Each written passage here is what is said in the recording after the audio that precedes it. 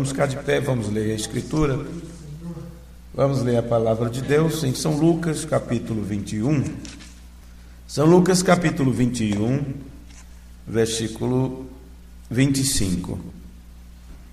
Aqui diz assim, no sermão profético, onde Jesus fala sobre o princípio das dores. Haverá sinais no sol, na lua e nas estrelas. Na terra haverá angústia entre as nações e perplexidade por causa do bramido do mar e das ondas. Os homens desmaiarão de terror na expectativa do que sobrevirá ao mundo, pois os poderes celestes serão abalados. Então se verá o Filho do Homem vindo numa nuvem, e com poder e grande glória. Quando estas coisas começarem a acontecer, exultai e erguei vossa cabeça, porque vossa redenção está próxima. Ainda lhes contou uma parábola: olhai a figueira e todas as árvores. Quando começam a brotar, vós mesmos sabeis e percebeis que o verão está próximo. Assim também, quando virdes essas coisas acontecerem, sabei que está próximo o reino de Deus.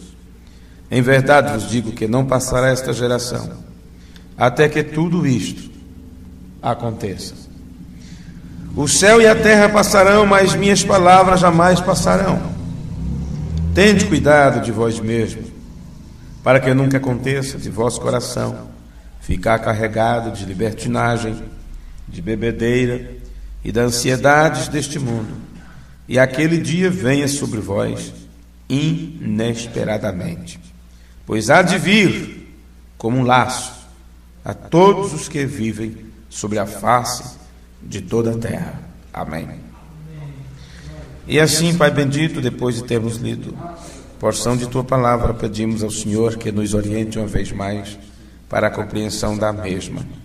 Obrigado por esta noite, por estes irmãos que aqui vieram para juntos render honra, louvor e glória a Ti.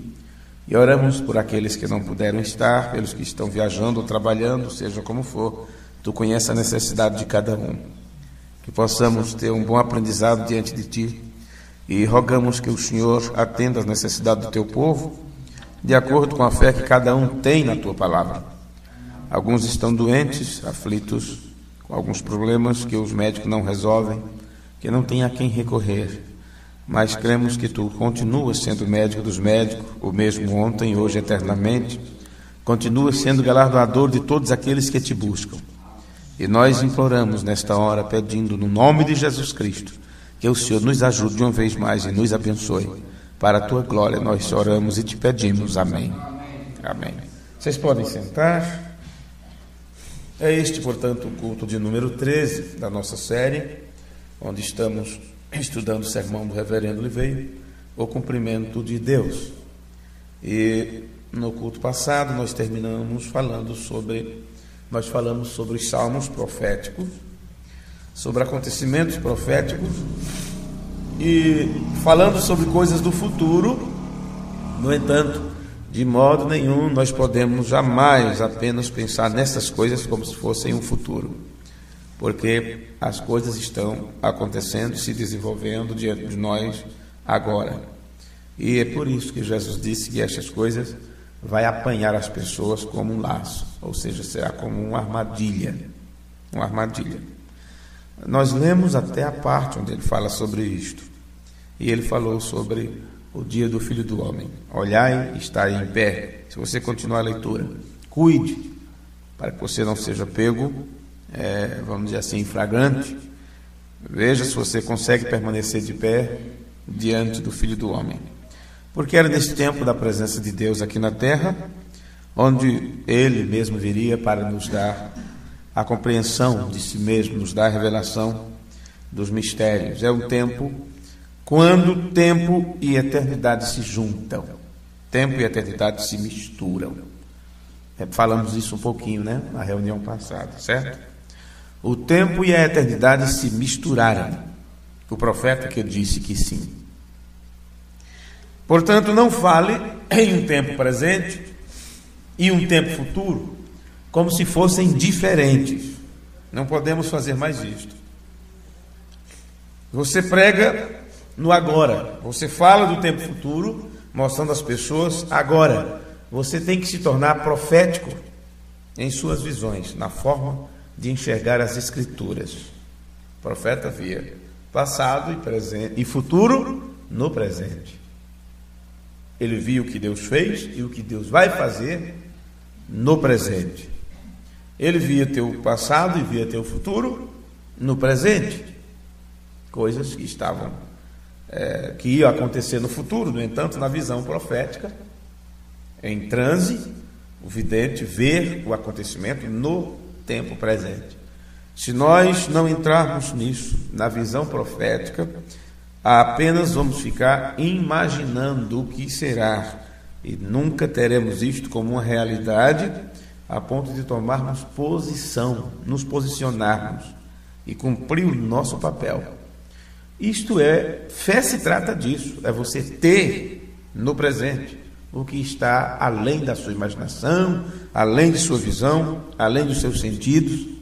Por isso fé é o firme fundamento das coisas que se espera. Olha, se é algo que está se esperando ainda, como pode ser um fundamento firme? Veja. Agora, ouça-me, entenda que você está identificado com os profetas. Se estamos identificados com os profetas, então aquilo que os profetas predisseram, enquanto não vem a revelação daquilo, você pode imaginar, interpretar, seja o que for. Mas uma vez que vem a revelação daquilo que o profeta disse, ou quando vem a explicação da parábola, então você sabe que não é mais uma história sendo contada, é algo que começa a fazer parte da tua vida, porque quando a coisa é revelada, Deus está dando aquilo a você. Deus está colocando aquilo diante de você. Você não está identificado com os teólogos, você não está identificado com os pregadores, você não está identificado com o evangelista, você não está identificado com nenhum desses outros tipos. Nós temos que estar identificados com o profeta e ninguém mais. A sua identificação. Você não pode estar identificado com mais ninguém a não ser com o profeta. Vê? E assim, o verdadeiro evangelista, ele tem que estar identificado com o profeta. O verdadeiro teólogo, porque tem o falso teólogo, como tem o falso pastor, como tem o falso evangelista. O verdadeiro ministro, o verdadeiro mestre, todos eles têm que estar identificados com o profeta, dizendo às pessoas aquilo que o profeta disse, porque o profeta ouviu diretamente de Deus. Esta parte vocês compreendem com facilidade, não é? Vocês compreendem com facilidade. Bom, então essa é a nossa total identificação. E neste grande momento da manifestação do Filho do Homem, tempo e eternidade estão misturados, estão juntos. Então você pode ver a eterna cidade como a nossa glória. Não só a glória de Deus, mas a nossa glória. Como a nossa glória, porque na verdade é a nossa manifestação. O Monte Sião é a noiva. Se somos parte da noiva, fazemos parte deste monte, fazemos parte desta construção.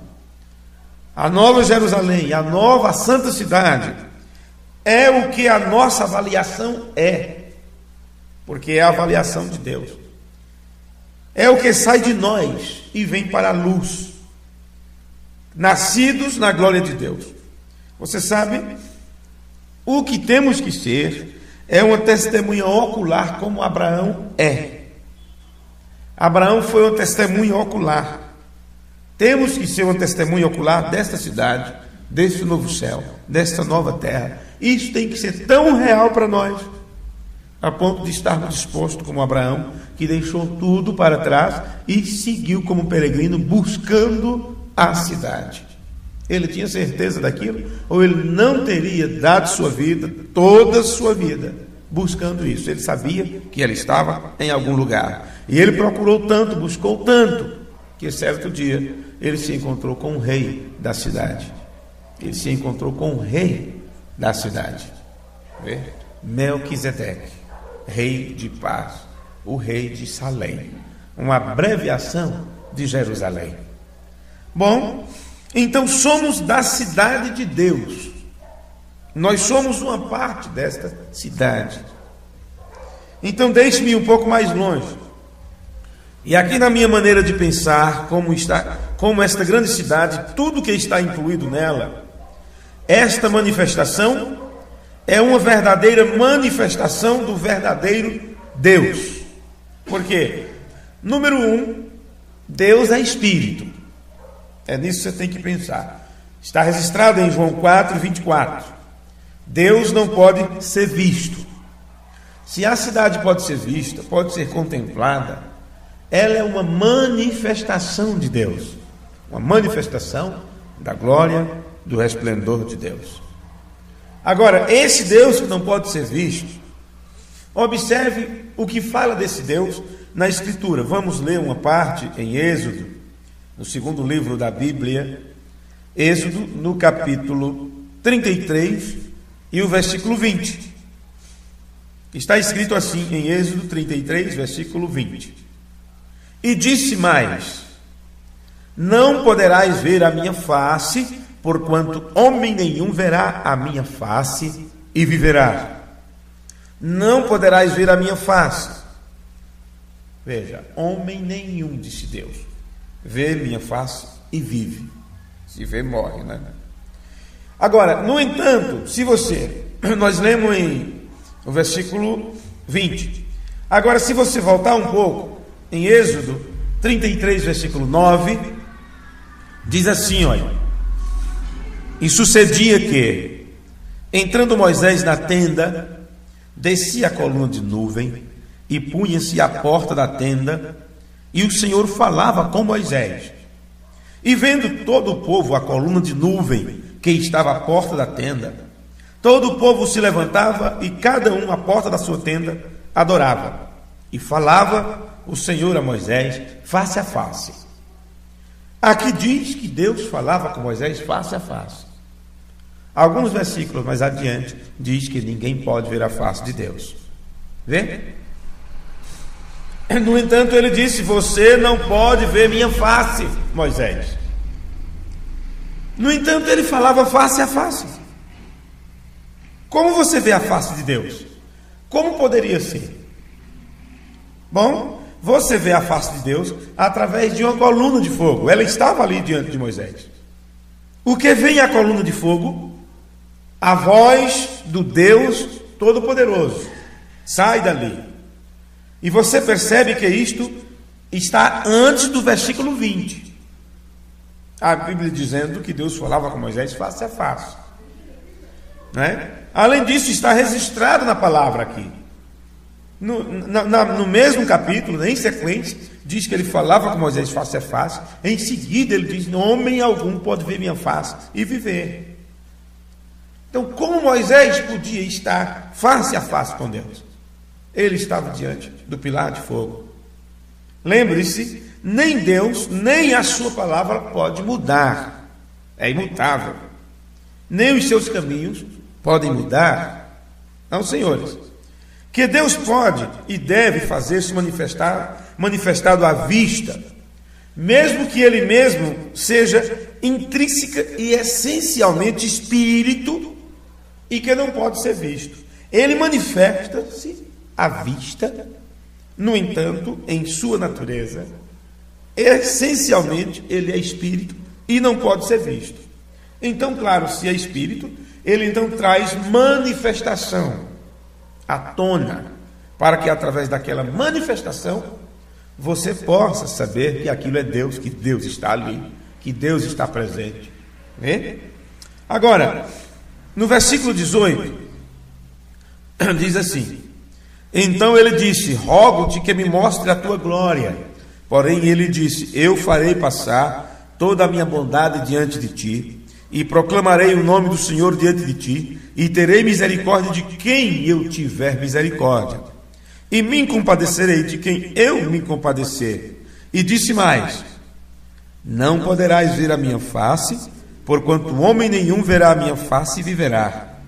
Disse mais o Senhor: eis aqui um lugar junto a mim, aqui te porás sobre a penha, e acontecerá que quando a minha glória passar, pôr-te-ei numa fenda da penha, talvez você esteja lendo da rocha, e te cobrirei com a minha mão, até que eu haja passado. Então, em um lugar estratégico, em um lugar específico, Deus colocaria Moisés, e quando ele passasse por ali, ou a glória de Deus passasse por ali, o próprio Deus cobriria Moisés, para que Moisés não pudesse contemplá-lo. Vê? E havendo eu tirado a minha mão, então tinha um momento certo, tinha um ângulo apropriado, que esse Deus poderia saber quando e onde e como Moisés poderia ver. E havendo eu tirado a minha mão, me verás pelas costas, mas a minha face não se verá. Bom, se Moisés viu Deus pelas costas, ou uma forma de Deus pelas costas, a Bíblia diz que quando Moisés viu aquilo, era a forma de um homem. Na forma de um homem. E é claro, Deus não poderia aparecer com outra coisa, a não ser com aquilo que é a sua imagem e semelhança, não é? Quando Deus promete que Ele fará um caminho, então o homem pode literalmente ter um confronto com Deus.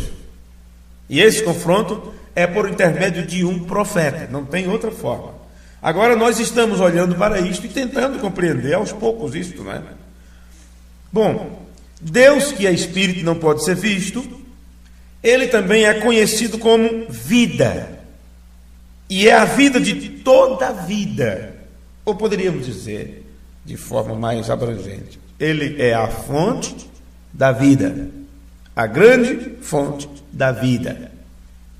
E identificou, ou particularmente manifestou sua divindade no que nós podemos chamar de vida natural, ou a vida como nós a vemos em toda a natureza. Toda a natureza pulsa vida, nas aves, nas árvores, nos três reinos, no reino vegetal, no reino animal, no reino mineral. Em tudo isto pulsa a vida. E você sabe que é dessas três coisas que nós podemos tirar para nós aquilo que nós necessitamos para a nossa, para a nossa existência, não é? As vitaminas, proteínas e sais minerais do reino animal, vegetal e mineral. Vê? Por isso Deus liberou a comer carne. No início não, era só frutas, depois Ele liberou que o homem se alimentasse de carne. Veja, necessitamos das proteínas que tem no reino animal. Necessitamos dos sais minerais que tem no reino mineral. Aí você pode colocar como um tipo de sal, não este sal normal que comemos, que é ofensivo, você tem que comer insosso, não é? Na verdade, esse sal tem se tornado insípido. Você nem pode salgar mais com ele. Insípido não porque ele perdeu o sabor, mas porque você já não pode mais sentir o sabor dele, de tanto que ele te ofende. No entanto, tem o sal, que ele chama de sal natural, e estamos, inclusive eu, ultimamente tenho usado ele um pouco, e este sal, ele tem 84 minerais. Veja, porque é do reino mineral que nós tiramos isto para o nosso corpo. Então, esse Deus, que é espírito, que não pode ser visto, Ele manifesta a sua glória a ponto de você estar diante dele face a face. Esse Deus que é espírito e vida, a grande fonte da vida, Ele manifesta sua divindade do que nós podemos chamar de vida natural. Na natureza, tudo está pulsando vida. Quando foi escrita a Epístola aos Romanos, Paulo fala sobre isto, que sua glória, o seu poder e tudo se manifesta nas coisas visíveis, a ponto do homem ficar sem desculpa, inexcusável diante de Deus. Então, isto é um teste padrão que forma um princípio. Agora, Nós lemos muito no livro dos Salmos em um culto passado, e pode ser que você tenha que conseguir, aqueles irmãos que ouviram esses sermões separadamente e tal, pode que seria melhor que adquirissem a série completa para acompanhar o nosso tema de onde estamos vindo. Na verdade, eu sei que muitos vão passar por isso, ou passar isto por alto. E é claro que nós não conseguiremos aprender tudo, né, de uma vez só. Então é bom sempre ouvir, sempre acompanhar, mesmo depois que a série terminar. Mas eu quero que você capte uma coisa, capte o espírito da coisa, né? Se você captar o espírito da coisa, do tema, do porquê o aprendizado, você vai aprender a fazer a somatória de tudo, né? No Salmo 42, que nós lemos inclusive no culto passado, no versículo 2, diz: a minha alma tem sede de Deus. A minha alma tem sede de Deus. Ó, a alma, minha alma, a alma de fulano, a alma de Beltrano, sente sede de Deus, como se essa alma estivesse sedenta, almejando, desejando Deus. No entanto, bem sabemos que o homem não busca a Deus, certo? Não é o homem que procura a Deus. Então, se há uma sede ali, uma sede de Deus, foi o próprio Deus que provocou aquela sede, ou você nunca teria sede de Deus. Vê só. Isso mostra Deus tendo misericórdia de quem Ele tem misericórdia. Porque se Deus tira a mão de misericórdia, esta pessoa seguirá seu próprio caminho, nunca vai cruzar com o caminho de Deus. Não há nada para atrair ela ali. Se é Deus que opera em você o querer e o efetuar e o realizar, então se há uma alma que tem sede do Deus vivo, é porque Deus provocou aquela sede, e só Ele pode saciar aquela sede, porque é o próprio Deus em você fazendo isto. Em outras palavras, é você desejando o mesmo que Deus deseja. É Deus em você provocando tudo isto, porque Deus está levando seus filhos, seus atributos, ao pleno cumprimento, a cumprir-se, a esta fundição, a essa volta à origem, a voltar ao original. E o nosso original está em Deus, é estar nele. A minha alma tem sede de Deus, do Deus vivo. Quando entrarei e me apresentarei ante a face de Deus? Aqui ele está tratando do Deus vivo. E nós não sabemos que eles se apresentarão ante a face de Deus como Jó, né? Como Jó, sem a ressurreição. Para que você tenha que vê-lo antes que você seja transformado, ou você não pode vê-lo. Veja esse desejo: a minha alma tem sede de Deus. Quando entrarei, me apresentarei ante a face de Deus. Agora Jó teve esse confronto, ele almejou isto. Como você pode ter isto, ter este encontro com Deus e estar diante da face de Deus sem a sua ressurreição, ou sem você ter este corpo transformado? Observe. Então, se isso aconteceu com Jó, o que isso significa para nós? Você tem que vê-lo antes que você seja transformado para a ressurreição e o arrebatamento.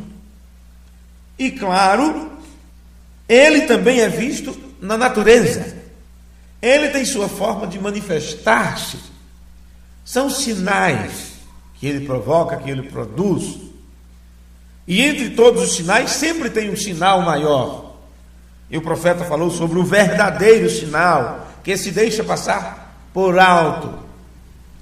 Então, somente aqueles que antes mesmo da transformação e ressurreição para o arrebatamento, somente aqueles que puderem ver Deus antes disso, é que poderão estar diante da face de Deus depois. Porque observe o tempo em que Deus te permitiu estar, te permitiu viver. O tempo quando Ele mesmo desceria à terra e manifestaria a sua presença. Então, deixar passar isto por alto é perder o arrebatamento. Deixar passar isto por alto é não estar incluído no reino de Deus. Veja, observe bem isto. Se um poderoso Deus foi desvelado perante nós, se o maior que Salomão está aqui, se foi perguntado: quem dizeis ser este? E quem é este Melquisedeque? E você não poder ver, que o Lembrando chamou de entender, tudo isto que tem acontecido nesta etapa do ministério de Deus nesta terra, como podemos desejar transformação, ressurreição, arrebatamento e tudo mais, se nós perdemos, se demos as costas e falhamos em ver, no momento que Ele manifestou a sua glória perante nós, quando Ele revelou seus mistérios, expressou sua palavra, falou sobre falou a palavra falada diante de nós. Aí não vemos, não entendemos e queremos e ficamos sonhando com coisas futuras, sendo que essas coisas futuras já têm que estar em nós hoje. Não há condição. Bom, outra coisa, tudo começou no livro de João, que para aqueles que não sabem é o mesmo que o livro de Gênesis. É o mesmo Deus fazendo a mesma coisa. Em João capítulo 1, versículo 1 ao 5, veja como está escrito: no princípio era a palavra estava com Deus, e a palavra era Deus. Ele estava no princípio com Deus. Todas as coisas foram feitas por Ele, e sem Ele nada do que foi feito se fez. Nele estava a vida, e a vida era a luz dos homens. E a luz resplandece nas trevas, e as trevas não a compreenderam. Isto aqui que eu acabei de ler para vocês é o mesmo que Gênesis 1. No princípio, criou Deus os céus e a terra. Agora, a chave é o versículo 4 de João 1, que diz: nele estava a vida, e a vida era a luz dos homens. Este é o versículo chave. Nele estava Zoe, a própria vida de Deus. Aqui não diz que Deus era Zoe. Vê? Aqui diz que nele estava a vida. Ele não podia dizer isso, porque Deus é espírito. Então o escritor do Evangelho, João, ele não podia dizer Deus era Zoe. Não, porque Deus é espírito. Mas nesse espírito, ele diz, nele estava a vida. E portanto, ele não é Zoe, porque ninguém pode ver a Deus. E se ele fosse Zoe, ele poderia ser visto. E quando ele se torna Zoe, ele é então visto, porque a vida manifesta-se. E quando a vida se manifestou, Deus, que ninguém pode ver, Deus pôde ser visto. Não é estranho? Bem estranho, não é? Então você tem que entender de onde estamos vindo, o que estamos ensinando, que tipo de prática estamos dando para a nossa própria mente. Deus é espírito. Nele estava Zoe. Nele estava a vida. Se ele simplesmente, essencialmente fosse vida, ele poderia ser visto. Mas nele estava Zoe, vida. Quando a vida manifestou-se, então Deus pôde então ser visto. E falo isto sem me esquecer dos outros versículos, que diz: Deus nunca foi visto por ninguém. Mas quando a vida que está no Espírito manifestou-se, então Jesus disse: quem vê a mim, vê ao Pai. A vida agora pode ser vista. Veja, todo mundo sabe que Zoe é a palavra grega comum para vida, e daí vem zoologia. Refere-se ao homem animais, pássaros, insetos, plantas, tudo. Agora, antes de tudo, nele estava o pensamento. Depois, o plano ou conceito, por sua infinita sabedoria. E em seguida, pelo seu poder, ele produziu o que a sua sabedoria declarou. Agora, quando o profeta prega coisas assim, ele fala de uma forma que com facilidade você passa por alto e não pega cada gancho que ele deixa entre os cabos que estavam soltos e que ele estava suposto a colocar os cabos nos lugares. Mas uma vez que esses cabos são colocados nos lugares, então é necessário ter manutenção nisto, para não se permitir que alguém solte os cabos, que alguém corte os fios, que alguém desencape os fios.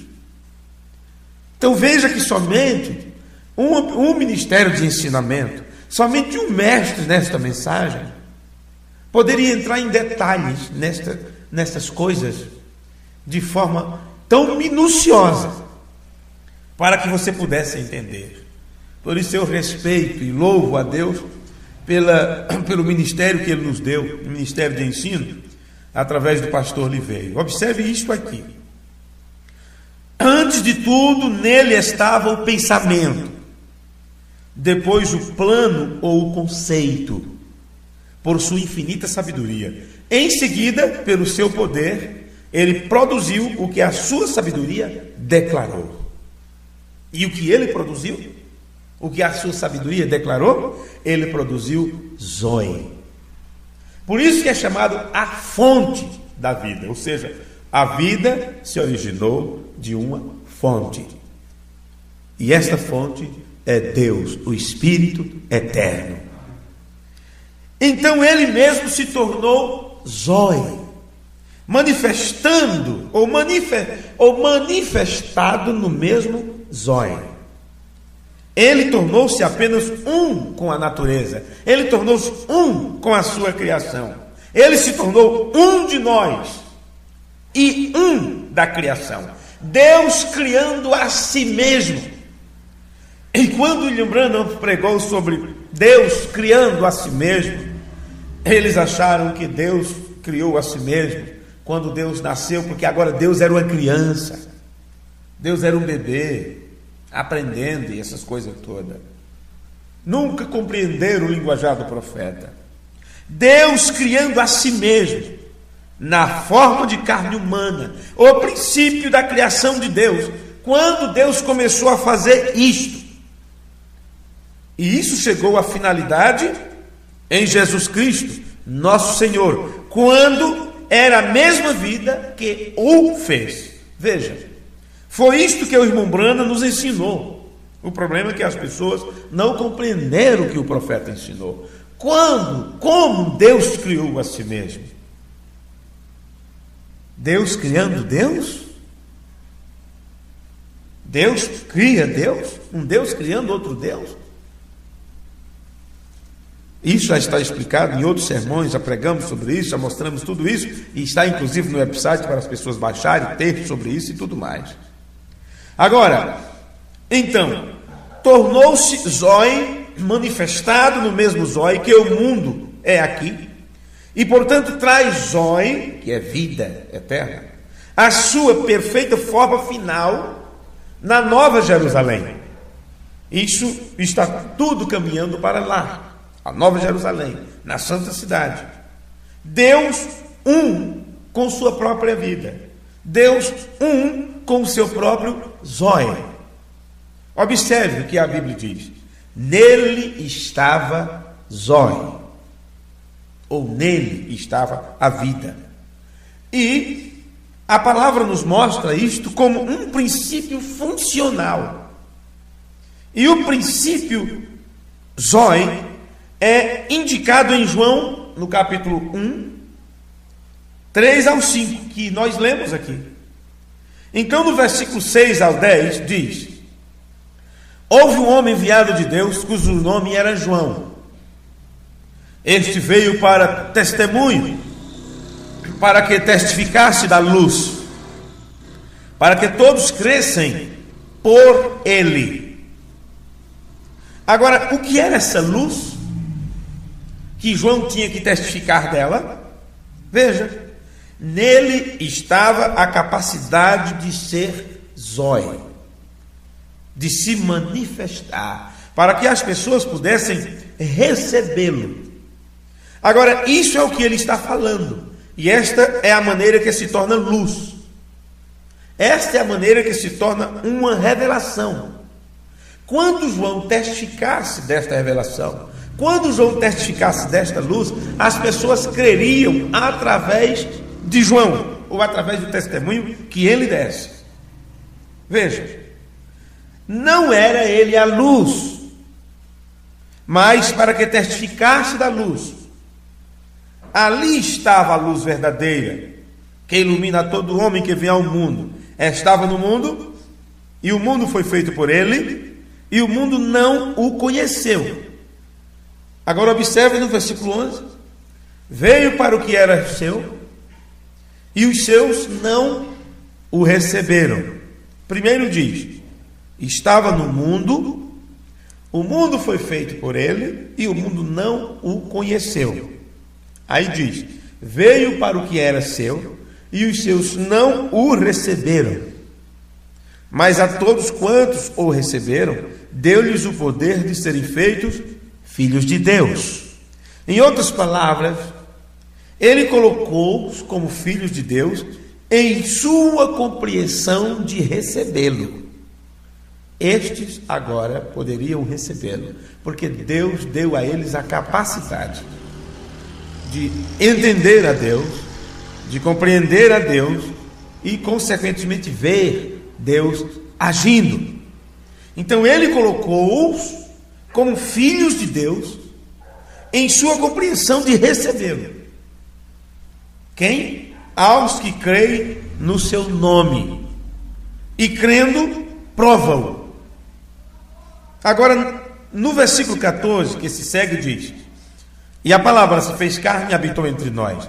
Isto é exatamente como diz lá no livro de Filipenses e outras escrituras, como podemos ler no versículo 14: e a palavra se fez carne e habitou entre nós, e vimos a sua glória como a glória do unigênito do Pai. Em outras palavras, Deus completamente e perfeitamente se manifestou para ser exatamente o que ele era, que era incomparável. Nada poderia se comparar a ele. E Cristo era a glória de Deus, e ele era cheio de graça e de verdade. Como lemos nesse versículo, podemos perceber que o versículo 14 realmente segue o versículo 9, porque tem algumas interjeições entre um versículo e outro. O versículo 14 de João 1 realmente segue o versículo 9. Essa foi a verdadeira luz que ilumina todo homem que vem ao mundo. Agora, se você bater a cabeça um pouquinho e se perguntar: que luz é esta? Que luz verdadeira é esta que ilumina todo homem? O que é esta luz? Em Zoe, na manifestação. É nisto que está a luz, na manifestação da vida. E a compreensão disto ilumina teu entendimento.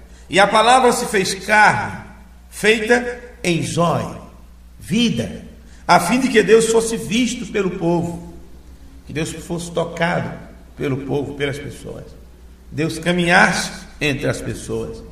Agora, veja o versículo 4: nele estava a vida, e a vida era a luz dos homens. No versículo 9: essa foi a luz verdadeira que ilumina todo homem que vem ao mundo, e a palavra se fez carne e habitou entre nós. Eu espero que você capte isto. Entenda para onde estamos tentando levar você na compreensão disto. Tentando chegar ao entendimento de que estava em Deus ser assim. Isto já estava em Deus. E então ele se tornou assim, porque estava nele ser assim. Então, quando falamos do cumprimento de Deus, como se estivesse faltando algo em Deus e ele precisasse ser completado, não é esta a ideia. É que estava em Deus chegar nesse cumprimento. Nada pode acontecer, nada acontecerá que chegue a barrar este processo. Nada pode impedir Deus de cumprir-se a si mesmo. Nada pode impedir Deus manifestar tudo isto a ponto de lá na frente, na Nova Jerusalém, ele chegar a ser tudo em todos. Porque isto é parte dele. É parte do seu plano. É parte de sua promessa. É parte de sua palavra. E ele está velando sempre por sua palavra para que ela se cumpra. Todas as promessas de Deus chegará ao seu cumprimento. Aí está. Está bem aí a coisa, viu? Agora, os homens sempre recusam no que Deus se torna. Veja, estava no mundo, o mundo foi feito por ele e o mundo não o conheceu. Veio para o que era os seus não receberam. Quando Deus tornou-se filho, ao vir morar no corpo de seu filho, as pessoas não o receberam. Eles crucificaram para si mesmo o Filho de Deus novamente, porque eles dizem que não é desta maneira que Deus fará isto. Eles crucificaram outra vez o Filho de Deus nesse tempo do fim. E William Branham pregou sobre eu acuso esta geração porque crucificaram de novo o Filho de Deus. E eles crucificaram ao rejeitar esta manifestação da presença de Deus nesse tempo, na manifestação do Filho do Homem. Porque os homens disseram, não pode ser assim. Não é desta forma. No entanto, Deus estava tornando-se aquilo que ele disse que seria, ou manifestando o que ele disse que manifestaria no último tempo. Os homens sempre recusam no que Deus se torna. Vê? Então eles crucificam outra vez, porque eles dizem, não é desse modo que Deus faz, não é possível que seja isso, não pode ser isto aí, esta arca, isso não vai caber, isso é idiotice de Noé, não pode ser desta forma como estão dizendo.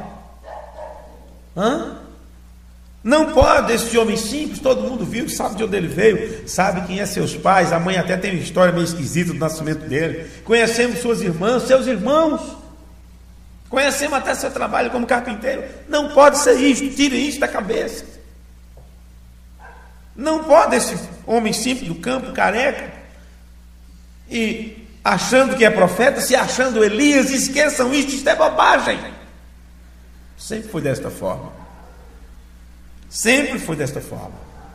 E será assim até o último instante aqui na terra. Viu? Então o resultado, qualquer coisa que se manifesta é luz, que traz as claras. E assim, portanto, quando Jesus manifestou Deus, ele era luz. E a mesma luz do Oriente veio para o Oeste, ou para o Ocidente. O mesmo Senhor Jesus Cristo, na forma de uma coluna de fogo. Era disso que William Branham falava sobre a luz, vindo do Oriente ao Ocidente, do Leste ao Oeste, acompanhando o nascer do Sol. O mesmo pilar de fogo que se manifestou no Oriente, se manifestou nesse tempo final, aqui no Ocidente. Liveu disse assim: como eu disse ao meu pequeno bom amigo de algum lugar na Europa, ele não cita o nome deste amigo, eu disse, diga-me o que vem à sua mente na hora que eu digo Senhor Jesus Cristo. O que vem à sua mente? Eu disse, não me diga, eu lhe direi. Eu disse, você acha que é de um homem que tem um corpo? Porque Jesus era um homem, o Filho de Deus estava na forma humana, tinha um corpo. Liveu disse, o que vem na sua mente quando eu falo Senhor Jesus Cristo? Você automaticamente pensa naquele que andou na Galileia, foi crucificado, tinha a cicatriz dos cravos nas mãos, nos pés, e tal, e tal, e tal. Não é isso? Não é assim? Primeira coisa que se pensa? Já passamos por isso uma vez aqui, já falei um pouquinho sobre isso, viu? Liveu disse: isto é errado. Nem Paulo, nem William Branham pensava nisso. Ele simplesmente chamava do que você chama o Senhor Jesus Cristo o corpo. Era sempre a coluna de fogo. Por isso William Branham fala, quando ele apresenta essa foto com esta luz sobre a sua cabeça, na entrevista do profeta do século XX, naquela entrevista com aqueles dois irmãos, ele diz: minha opinião é a mesma luz que guiou o povo de Israel no deserto. Veja, o anjo de pacto, nosso Senhor Jesus Cristo. Vocês lembram que é assim que ele fala?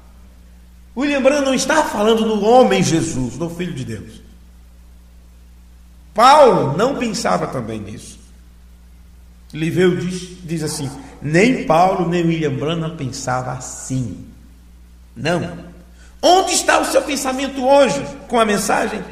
Você ainda está lá atrás, há alguns anos, em sua doutrina trinitária? Jesus por si não era Deus, porque Deus não pode morrer. Ele era o Filho de Deus. Deus criou o óvulo com o espermatozoide e o colocou no ventre de Maria. Ele veio por natureza. Você pode ler a mesma coisa em João 1, do 1 ao 4, diz a mesma coisa. Agora então vamos falar sobre vida natural, e nós vamos chegar à plena revelação e à manifestação de Deus e da Nova Jerusalém, e os novos céus e a nova terra, onde habita toda a justiça, que é Deus. Por que habita a justiça? Porque é a habitação de Deus. Se trata de Deus mesmo. Rei de justiça é Melquisedeque, e rei de paz. Não pode ali ter outra coisa, pulsar outra coisa, a não ser paz e justiça, porque isso é a natureza do próprio Deus.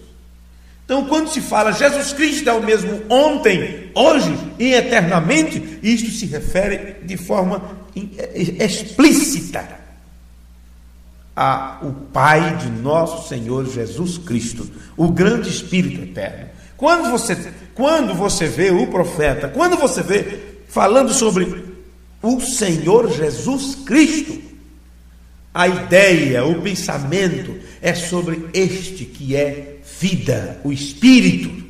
O Espírito, ele é o Senhor Jesus Cristo, este que gerou a Jesus e fez dele Senhor, e fez dele Cristo, o ungido, e assim sucessivamente.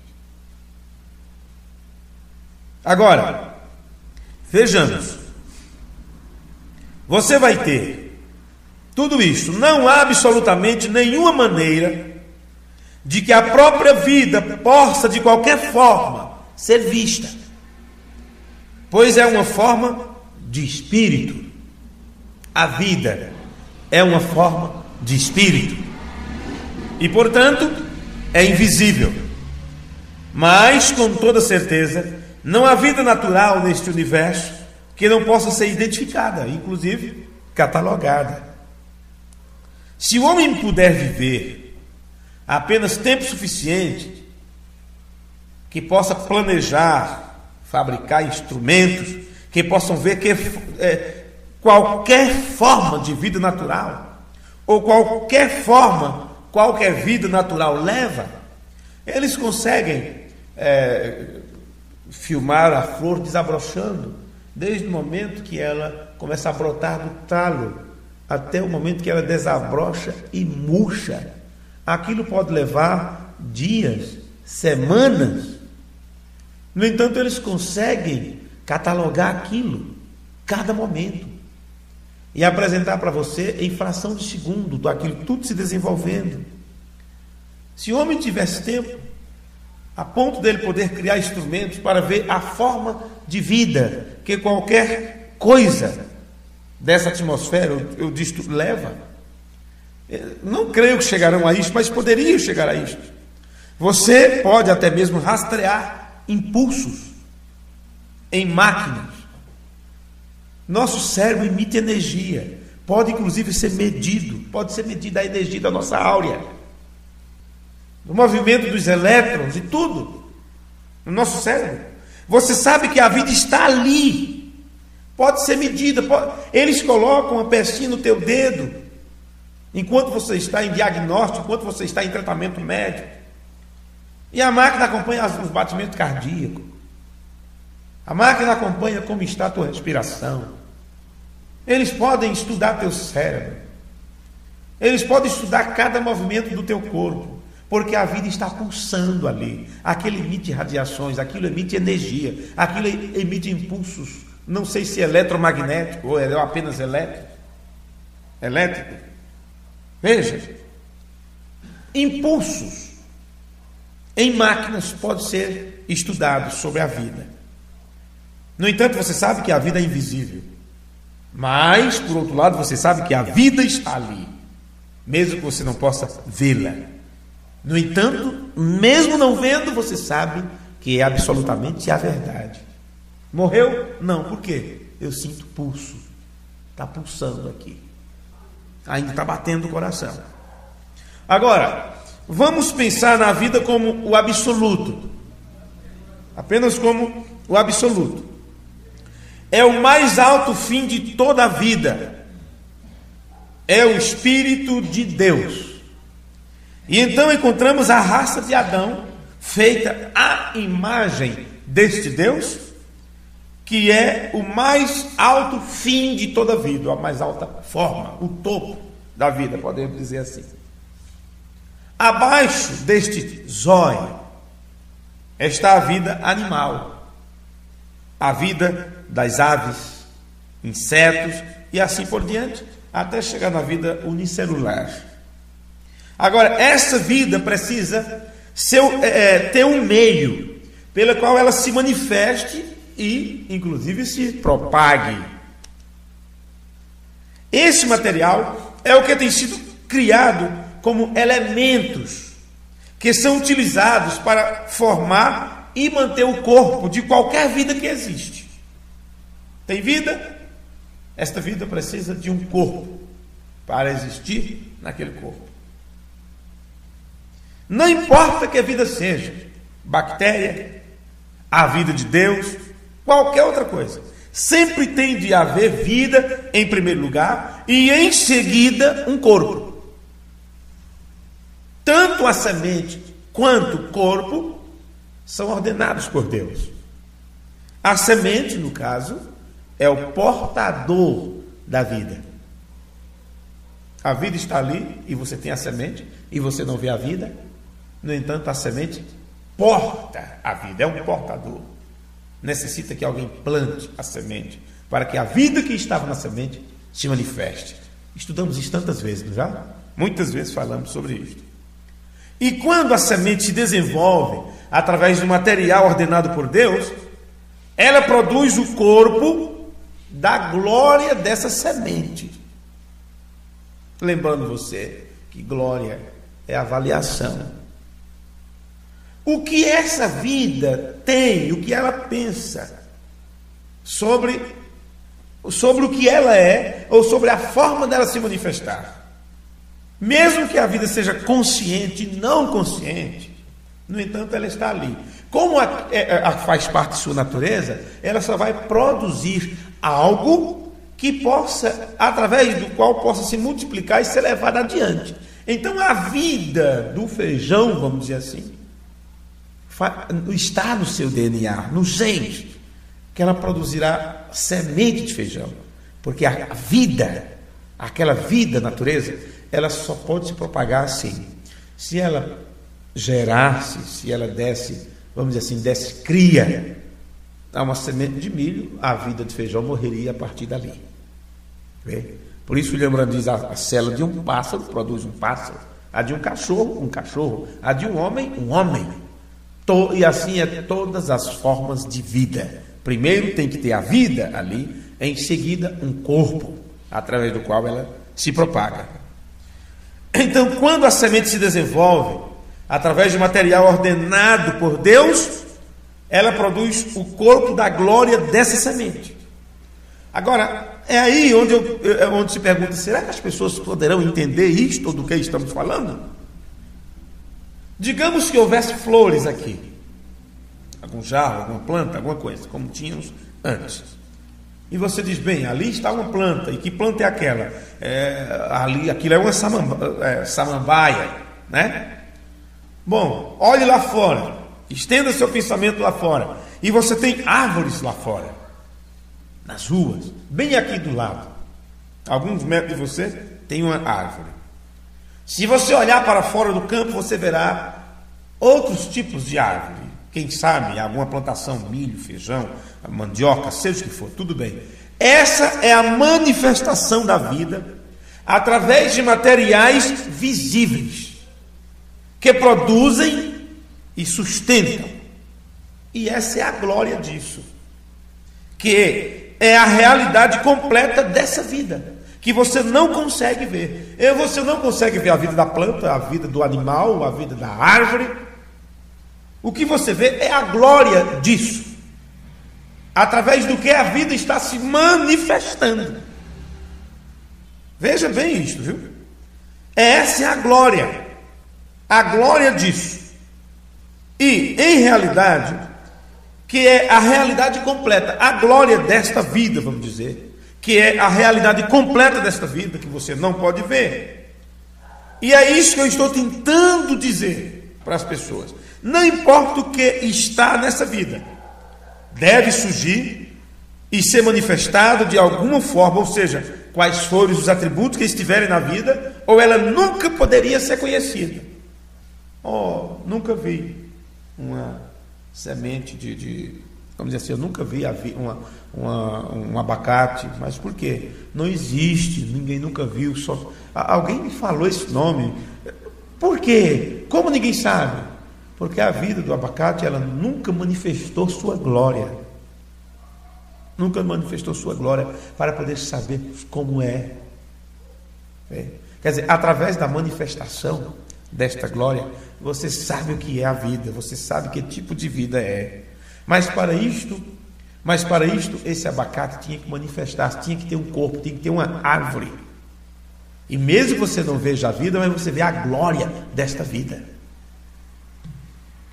Agora, quando falamos que ninguém jamais viu a Deus, ninguém jamais verá a Deus, e nele está a vida, então entenda que todo o processo desse cumprimento de Deus, e você terá na Nova Jerusalém, na Cidade Santa, o Cordeiro no trono, e Deus, o grande Espírito, acima do trono do Cordeiro.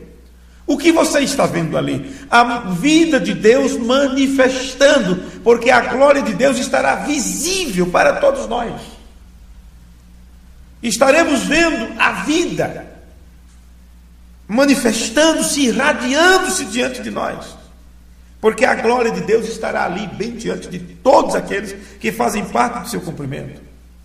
Então você entende uma coisa: o corpo em si não é a vida, ou o próprio espírito, mas cada um deve ter um ao outro, e só o que está nessa vida vai se manifestar a respeito do que ela realmente é, através do corpo. Aí está porque Deus tanto zelou por aquele corpo.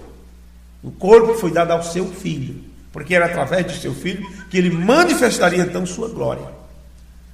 Vê? Nós poderíamos ir em várias ligações, em várias ramificações, mas nós não vamos fazer isso. Mas eu quero dar-lhe este pensamento: que seja o que for que se encontra em Deus, é espírito. Se você estava em Deus, você é espírito. Veja. E uma vez dada uma forma, tudo que estava em Deus seria manifestado por sua vez, do mesmo jeito como Deus deseja revelar-se. E isto é exatamente o que se lê em Efésios capítulo 1, versículo 3 ao 14 aproximadamente, onde fala sobre o plano que Deus tinha em si mesmo, tomou o conselho com sua própria vontade, e que nós estávamos nele, predestinados, eleitos em Deus, desde antes da fundação do mundo. Não é assim que está lá em Efésios?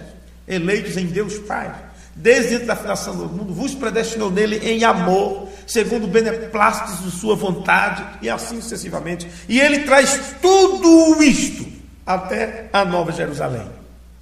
E isto é exatamente o que você vê no livro de Apocalipse. A noiva, a cidade santa. Então essa noiva, o novo céu e a nova terra, a nova Jerusalém e as vastas multidões de cidadãos que estarão lá, todos se encontram em Deus como o objetivo final de Deus. Por isso é chamado o cumprimento de Deus, objetivo final de Deus. Então você pode ler isto em Apocalipse 21, 9 ao 11. Você pode fazer uma comparação com Hebreus 1, 1 ao 14, que falou sobre um tempo atrás, sobre o fato de que Deus se manifestou no Filho, que foi o completo resplendor de Deus, e assim sucessivamente. Bom, poderíamos abranger aqui todo o espaço sideral, falar sobre Sol, Lua, estrelas, firmamento, galáxia, e assim sucessivamente, e você vai perceber que tudo isto estava em Deus, e é para manifestar a glória de Deus, para que através disso, da sua criação, você possa entender aquele Deus